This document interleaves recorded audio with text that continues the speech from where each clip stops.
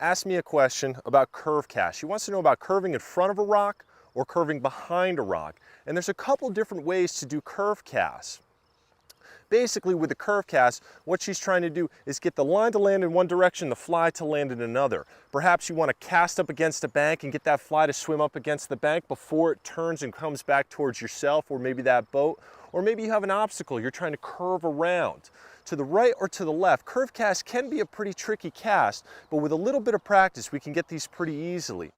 So one of the best ways to make a curve cast, and probably the easiest ways to make a curve cast, is to take that loop and turn it on its side. Make a low angle cast, and when you make that low angle cast, if you overpower it, you can get that fly to hook around and come around a target.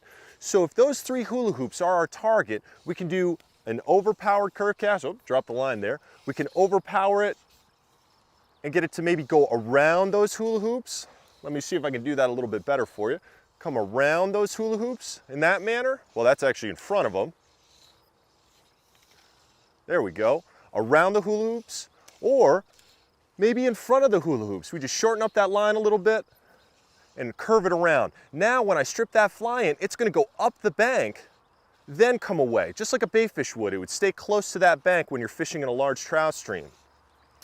Another way to do a curve cast, other than overpowering that fly to get it to hook around our target, that was much better, is to underpower our curve cast.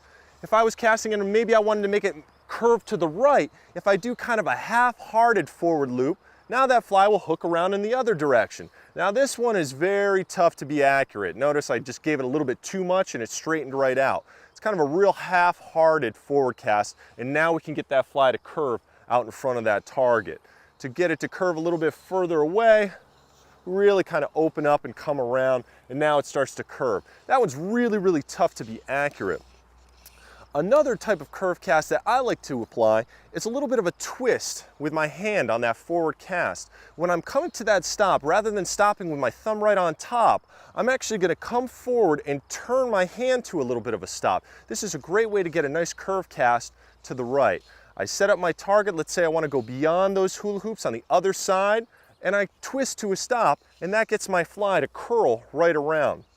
This one I feel much more confident in myself. Some people like that low angle and kicking it around with a little bit of an overpowered curve cast.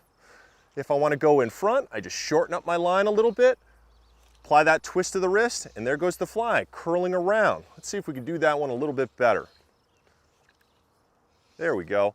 And just hook it right around, and now I can strip that fly in and get that streamer to go right up along that bank or right by that rock trying to catch that bass or that trout. If I overpower it off my opposite shoulder, this is a little bit of an easier way to get that curve to the left. Just come over your opposite shoulder. Trying to twist that wrist in the opposite direction, that can be really tricky, and it's kind of painful actually sometimes. It's a little weird, a little awkward. But just coming low and overpowering it is a great way to hook it around to the right in that case. So in review, we got 2 different ways to do this curve cast. We can overpower it and hook it around. We can come over to this side, we can underpower it and get it to turn a little bit. We can come over opposite shoulder and overpower it to hook it around. Or we can come over our normal shoulder and just apply that little twist of the wrist to hook it around in front of that bank. This twist of the wrist, that one's my favorite curve cast to make right there, because you get a nice well-defined 90-degree angle. So Cindy, I hope that helps you and your casting.